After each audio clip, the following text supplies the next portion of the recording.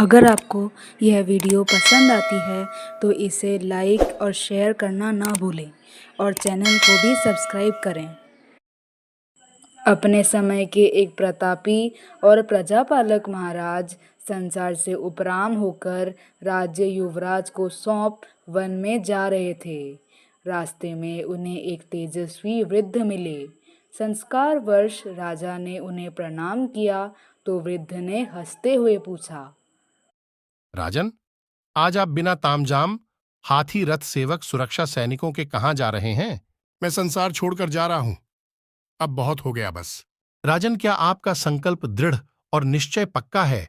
क्योंकि मेरे अनुभव से लोग किसी उत्तेजनावर्ष क्रोध में, अहंकार में, उपेक्षा से, अपमान से, पराजय से, किसी बड़ी हानि या स्वजन की मृत्यु के कारण संसार से उपकर उसे छोड़ने का निर्णय तो ले लेते हैं, परंतु संसार छोड़ते नहीं हैं।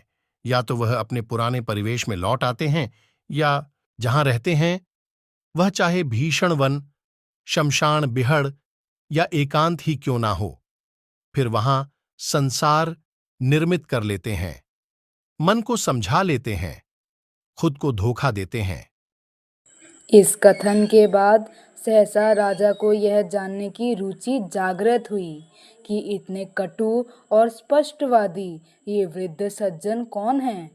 राजा ने विनम्रता से पूछा, महोदय, यदि आप अन्यथा ना लें तो मुझे अपना परिचय देकर कृतार्थ करें।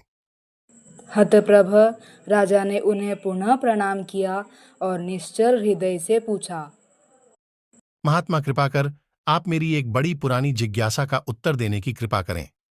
मैं परंपरागत राजवंश में जन्मा कुलीन क्षत्रिय राजा हूं। लोग एक विद्या पढ़ते हैं मुझे।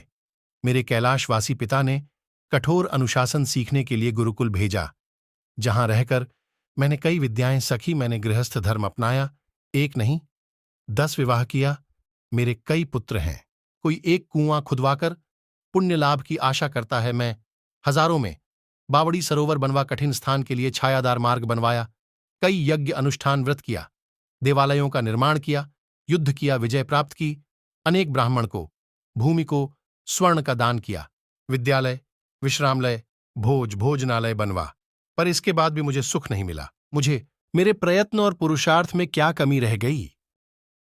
प्रश्न सुनकर संसार रूपी वृद्ध ने बड़े स्नेह से राजा का हाथ पकड़ा और पास के ही एक करील के वृक्ष के नीचे जाकर एक लंबी सांस लेकर करुणा भरी दृष्टि से राजा को देखकर उत्तर दिया, राजन, यह प्रश्न कठिन ही नहीं, जटिल भी है और कालजयी भी।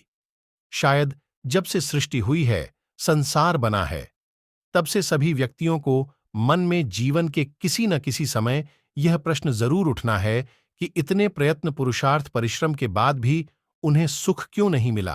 राजन, क्योंकि तुम संसार को छोड़ने का संकल्प ले चुके हो, अतः मैं तुम्हें एक गोपनीय सत्य बताता हूं। जैसे करील के झाड़ का प्राकृतिक नियम है कि इसमें कांटे झड़ते हैं, तुम दशकों इसके नीचे बैठे रहो, प्रार्थना, यज्ञ, पुरुषार्थ, परिश्रम सब करो, किंतु सब व्यर्थ। इसमें मौल, श्री वृक्ष की तरह फूल कभी नहीं जाएंगे।